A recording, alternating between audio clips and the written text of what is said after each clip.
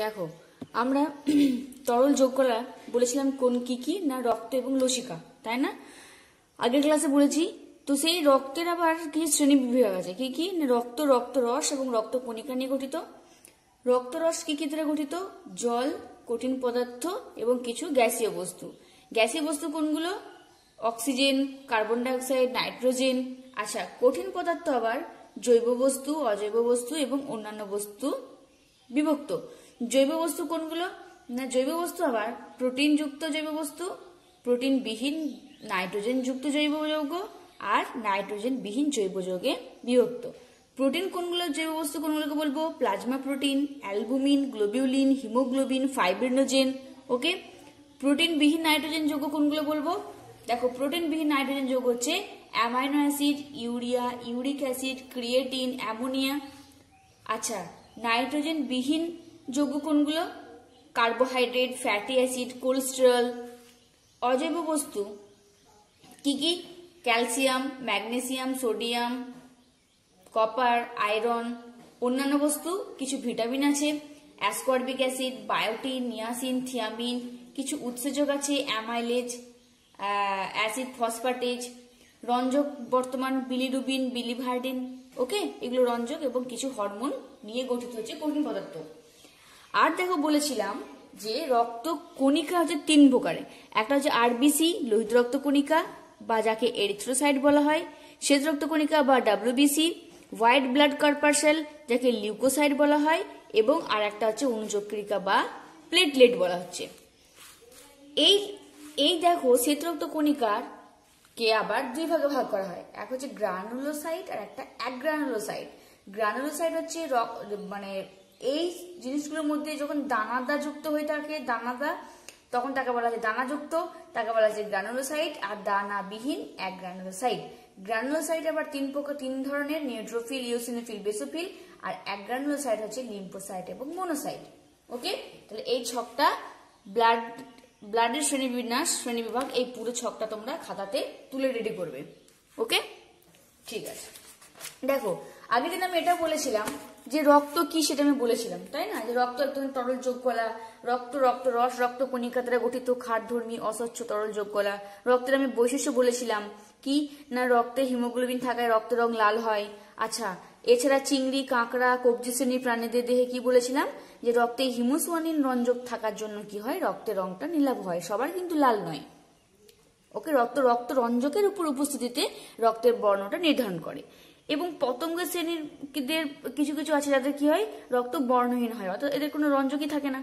ঠিক আছে, এরপর আমরা দেখবো যে এই যে রক্ত কণিকা, দেখো তার আগে একটা জিনিস বলি যে কি বললাম, আরবিসি কে বলা হয় এরিথ্রোসাইট, মনে রাখবে। শ্বেত রক্ত কণিকা ডাব্লিউবিসি কে বলা হয় লিউকোসাইট। আর প্লেটলেট, যার আরেকটা নাম হচ্ছে অনুচক্রিকা বা থ্রোম্বোসাইট। এখন আমরা একটা জিনিস পড়বো, সেটা হচ্ছে কি না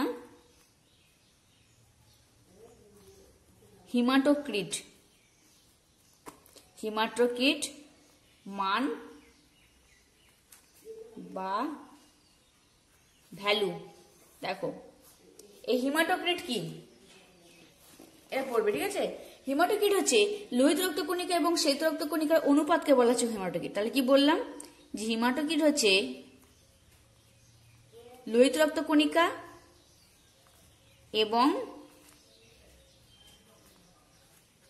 শ্বেত কণিকার অনুপাতকে বলা হয় কি না হিমাটোক্রিট। হিমাটোক্রিট মান বা হিমাটোক্রিট ভ্যালু বলা হয়। ওকে, আর যে যন্ত্রের সাহায্যে এর মানটা, এই লোহিত কণিকা শ্বেত কণিকা অনুপাতকে বলা হচ্ছে হিমাটোক্রিট মান। তাহলে যে এই মানটা যে যন্ত্রের সাহায্যে নির্ণয় করা হয় সেই যন্ত্রকে বলা হচ্ছে হিমাটোক্রিট। তাহলে হিমাটোক্রিট হচ্ছে কি বললাম, যে যন্ত্রের সাহায্যে কি হয় না মান নির্ণয়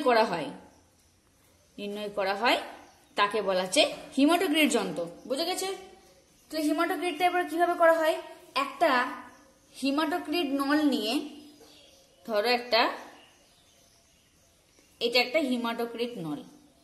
ওকে, এই হিমাটোক্রিট নলে একটা নির্দিষ্ট মাত্রা পর্যন্ত রক্ততঞ্চন রোধক সহ, মানে যে ব্লাডটা রক্ততঞ্চন করতে সক্ষম সেরকম এক ব্লাড নিয়ে কি করা হয় না একটা সেন্ট্রিফিউজ যন্ত্রের সাহায্যে, কি বললাম, সেন্ট্রিফিউজ যন্ত্রের সাহায্যে। তাহলে আবার বলছি যে একটা হিমাটোক্রিট নলে রক্ত নিয়ে তাকে সেন্ট্রিফিউজ বা কেন্দ্রাতিক যন্ত্রের সাহায্যে প্রতি মিনিটে 3000 বার করে 3 থেকে 5 মিনিট ধরে যদি ঘোরানো হয়, তাহলে ঘোরানোর পরে দেখা যাবে যে সেই সেন্ট্রিফিউজ যন্ত্রের নিচে কি আছে, উপরের দিকে এই সেন্ট্রিফিউজ যন্ত্রের উপরের অংশে কি দেখা যায় না, উপরের অংশে দেখা যায় 55% কি থাকে, রক্তরস তরল দেখা যায়। আর নিচের অংশে কি থাকে, নিচের অংশে থাকে 45% রক্তকণিকা। বোঝা গেছে? তাহলে হিমাটোক্রিট হচ্ছে যে একটা হিমাটোক্রিট নলে রক্ত নিয়ে তাকে সেন্ট্রিফিউজ যন্ত্রের সাহায্যে প্রতি মিনিটে 3000 বার করে 2 থেকে 3 মিনিট যদি তাকে ঘোরানো হয়, তাহলে এই সেন্ট্রিফিউজ যন্ত্রের নিচে কি দেখা যাবে, উপরে 55% তরল এবং নিচে দেখা যাবে 45% রক্তকণিকা জমে গেছে। এই যে তৃতীয় পড়া অংশের যে আয়তন, তাকে আয়তনকে বলা হচ্ছে হিমাটোক্রিট মান বা ভ্যালু। এই হিমাটোক্রিট ভ্যালুকে আর একটা নাম বলা হয়, সেটা কি বলা হয় না প্যাকেট সেল ভলিউম, অর্থাৎ পিসিভি বলা হয়ে থাকে। ঠিক আছে? আচ্ছা, এরপরে দেখো, আমি বলেছিলাম একটু আগেই বললাম যে রক্তকণিকা হচ্ছে তোমার রক্তরস এবং রক্তকণিকা দ্বারা গঠিত, তাই না? এই যে রক্তকণিকা, সে রক্তকণিকা কি বললাম, রক্তরস। প্রথমে বলবো রক্তরস কি নিয়ে গঠিত বললাম, জল, কিছু কঠিন পদার্থ। তাহলে রক্তরসকে আমরা আরেকটা কি বলতে পারি, প্লাজমা। ঠিক আছে? এই প্লাজমা হচ্ছে কি না রক্তের একটা অজীবের তরল একটা অংশ। সাধারণত এর কোনো বর্ণ থাকে না, বর্ণহীন হয়ে থাকে। তবে বেশি পরিমাণে যখন প্লাজমা জমে থাকে তখন সেটা ধূসর বর্ণ ধারণ করতে পারে। ঠিক আছে? আচ্ছা, প্লাজমা থেকে রক্ততঞ্চনে সাহায্যকারী প্রোটিনকে যদি সরানো হয় তখন তাকে বলা হচ্ছে সিরাম। তাহলে এই প্লাজমা থেকে যদি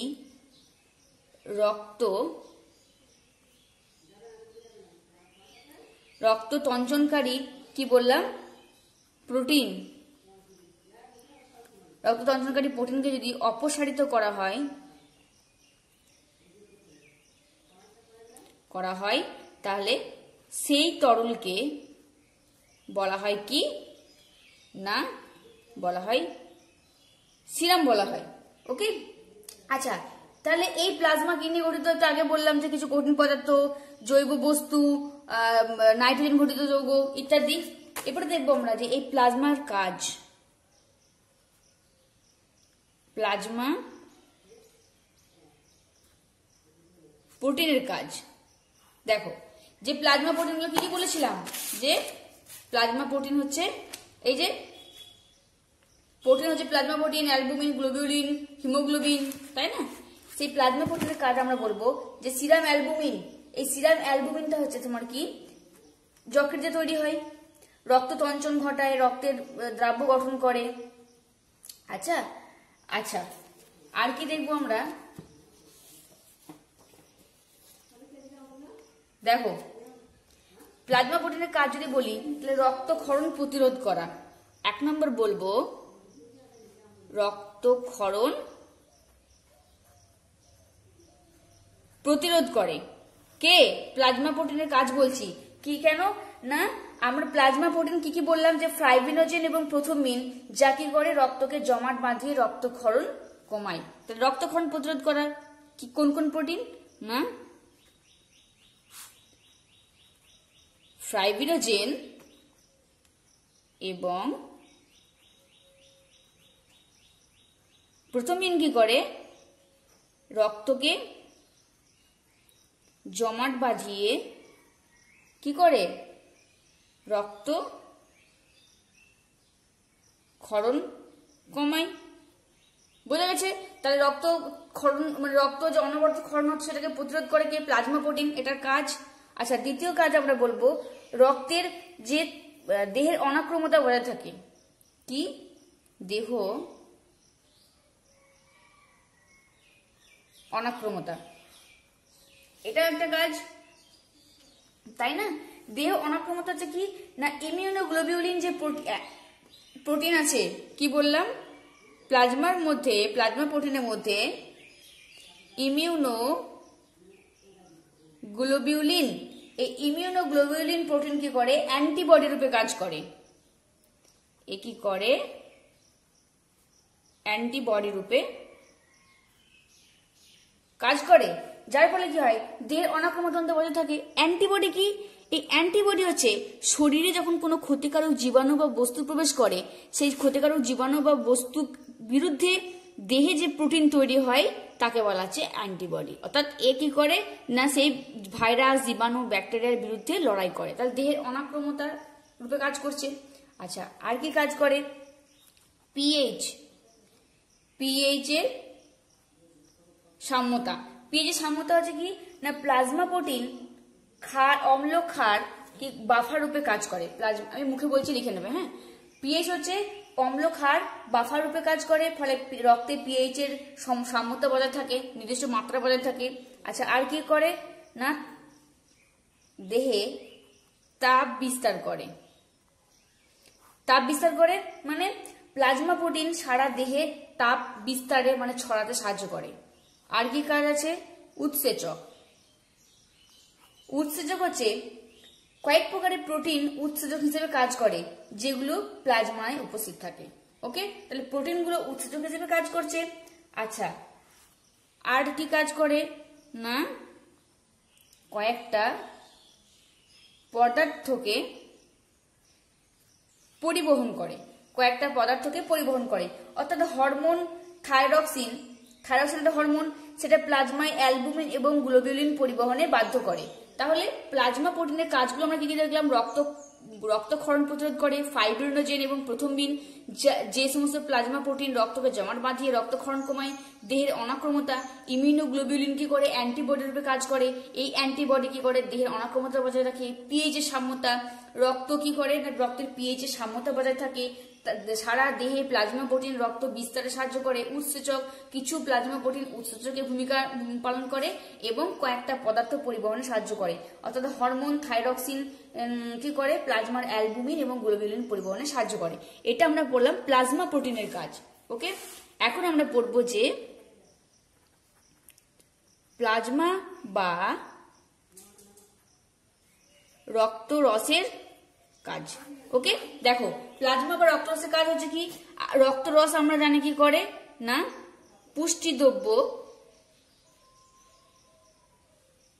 পুষ্টিদ্রব্য পরিবহন করে। এগুলো কিন্তু পড়বে, হ্যাঁ, মানে পড়ে রাখবে। প্লাজমা বা রক্তরসের কাজ কি? পুষ্টিদ্রব্য পরিবহন করা। অর্থাৎ অন্ত্র থেকে কি করে না যে সমস্ত আমরা যে খাবারগুলো খাই সেগুলো কোথায় যাচ্ছে? অন্ত্র, সেখানে শোষিত হচ্ছে। সেই অন্ত্র থেকে শোষিত বিভিন্ন খাদ্যদ্রব্য, পুষ্টি, হ্যাঁ, সেগুলো কি করে না এই প্লাজমার দ্বারা সারা কলা কোষে পৌঁছায়। ওকে, তাছাড়া কি করে না তারা দেহের মানে প্রয়োজন অনুযায়ী এক স্থান থেকে আর এক স্থানে পুষ্টিদ্রব্য পৌঁছায়। তাহলে পুষ্টিদ্রব্য পরিবহন করে কে? প্লাজমা বা রক্তরস। আমি বলছি, তোমরা আমার কথা শুনে এই পয়েন্টের আন্ডারে লেখাগুলো লিখে নেবে, ঠিক আছে? আচ্ছা, আর কি কাজ করে না বজ্র পদার্থ অপসারণ করে। ওকে, দেখো এটা কি করে? বিপাক ক্রিয়ার ফলে উৎপন্ন যে সমস্ত বজ্র পদার্থ উৎপন্ন হয় আমাদের দেহে, বিপাক ক্রিয়ার ফলে যে সমস্ত বজ্র পদার্থ উৎপন্ন হয় কি কি? ইউরিয়া, যেগুলো আমরা দেহ থেকে নির্গত হয়, ইউরিক অ্যাসিড, সেইগুলো কি হয় না কলা কোষ থেকে রেচন অঙ্গে পরিবহন করে রক্তরস বা প্লাজমা। তাহলে এটা বিশাল ভূমিকা পালন করছে। এই পয়েন্টের আন্ডারে লেখাগুলো যেগুলো বলছি, তোমরা কিন্তু শুধু পয়েন্ট লিখবে না পরীক্ষাতে, পয়েন্টের আন্ডারে লেখাগুলো অবশ্যই লিখতে হবে। তাহলে কি বললাম না বিপাক ক্রিয়ার ফলে উৎপন্ন বজ্র পদার্থ ইউরিয়া, ইউরিক অ্যাসিডকে কলা কোষ থেকে রেচন অঙ্গে পৌঁছে দেয়। আর কি কাজ করে না অম্ল ক্ষারের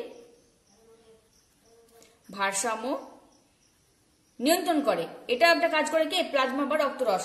অম্ল ক্ষারের ভারসাম্য নিয়ন্ত্রণ হচ্ছে প্লাজমা প্রোটিন এবং হিমোগ্লোবিন তাদের সক্রিয় বাফার ক্রিয়ার ফলে কলা কোষের কি করে না, প্লাজমা প্রোটিন এবং হিমোগ্লোবিন তাদের সক্রিয় বাফারের মাধ্যমে বৃক্ক, ফুসফুস, ত্বকের সাহায্যে রক্তের কি করে? অম্ল এবং ক্ষারের ভারসাম্যটা রক্ষা করে।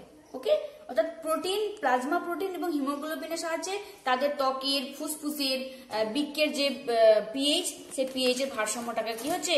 নিয়ন্ত্রণ করে। তাহলে প্লাজমা প্রোটিন, প্লাজমা বা রক্তরস পিএইচ এর ভারসাম্যটাকে নিয়ন্ত্রণ ভূমিকা পালন করে। 5 নম্বর আমরা দেখব কি না, দেহ তাপমাত্রা নিয়ন্ত্রণ করে। এটা কিন্তু বিশাল ভূমিকা পালন করে। কে? রক্তরস বা প্লাজমার কাজ বলছি। কিভাবে করে না, প্লাজমা তো তরল, তাই না? তাই তাদের নিজস্ব কিছু বৈশিষ্ট্য থাকে। সেই যে জল বা তরল অংশ, তাদের কি বৈশিষ্ট্য না, জলের আপেক্ষিক তাপ বেশি হয়, এরা প্রচুর পরিমাণে তাপ শোষণ করতে পারে। যার ফলে কি হয়, তাপমাত্রার হঠাৎ করে কোনো পরিবর্তন দেখা দিতে পারে, তাই না? বুঝে গেছে? আচ্ছা, আর কি কাজ হয়? দেহের তাপমাত্রা কিভাবে নিয়ন্ত্রিত হয়? অন্যান্য তরলের তুলনায় জলের তাপ পরিবহন করার ক্ষমতা একটু বেশি। এটি তাপ দ্রুত বন্টন করতেও সাহায্য করে। ঠিক আছে? আচ্ছা, তারপরে আমরা আগে ভৌতবিজ্ঞানে পড়েছি যে জলীয় বাষ্পে লীন তাপ খুব বেশি, তাই জল সবসময় ত্বক এবং ফুসফুসের মাধ্যমে বাষ্পীভূত হয়। এইভাবে কি করে? প্রচুর পরিমাণে দেহ থেকে তাপটা অপসারিত হয়। কি করে না, লীন তাপের মাধ্যমে। আর কি ভূমিকা পালন করে না, জলের ভারসাম্য নিয়ন্ত্রণ করা বা জলসাম্য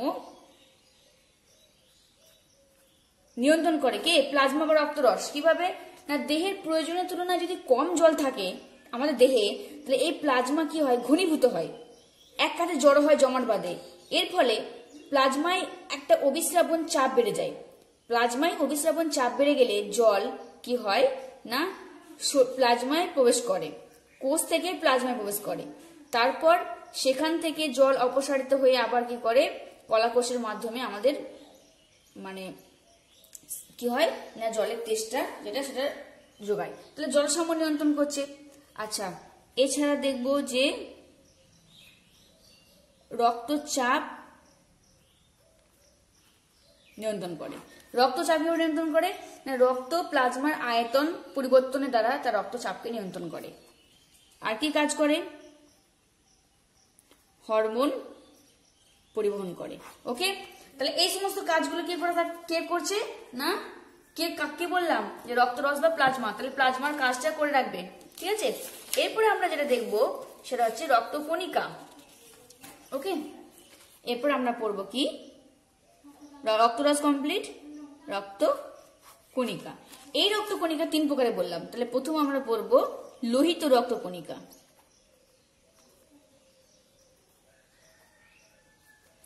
লোহিত রক্তকণিকা, দেখো লোহিত রক্তকণিকা সম্পর্কে আমাদের এই চ্যাপ্টারে শুধু বৈশিষ্ট্য এবং কাজ আছে, আর কিছু অভাবগত লক্ষণ আছে। ঠিক আছে? এইটুকুই আছে, যেটা আছে আমরা সেটাই করবো। লোহিত রক্তকণিকার শেপ কেমন হয়ে থাকে? সাধারণত গোলাকার, আবার কিছু কিছু ক্ষেত্রে গোলাকার নাও থাকতে পারে। ওকে, দেখো এই লোহিত রক্তকণিকা কাকে বলবো না, হিমোগ্লোবিন শ্বাসরঞ্জক যুক্ত লোহিত রক্তকণিকার মধ্যে মুখ্য উপাদান থাকে বললাম রঞ্জক হিসেবে হিমোগ্লোবিন। এই হিমোগ্লোবিন থাকার জন্য রক্তের রংটা লাল হয়। হিম হচ্ছে একটা লোহা, আর গ্লোবিন হচ্ছে একটা প্রোটিন। তাহলে রক্তকণিকা কাকে বলবো? আরবিসি, হিমোগ্লোবিন শ্বাসরঞ্জক যুক্ত অক্সিজেনের পরিবহনে সক্ষম লাল রক্তকণিকাকে বলা হচ্ছে লোহিত রক্তকণিকা বা এরিথ্রোসাইট। ঠিক আছে? এর আকার কেমন হয়ে থাকে? তাহলে কোন কোন জিনিস আমরা পড়বো আরবিসির মধ্যে? এর আকার পড়বো। এর আকার হচ্ছে যে মানুষের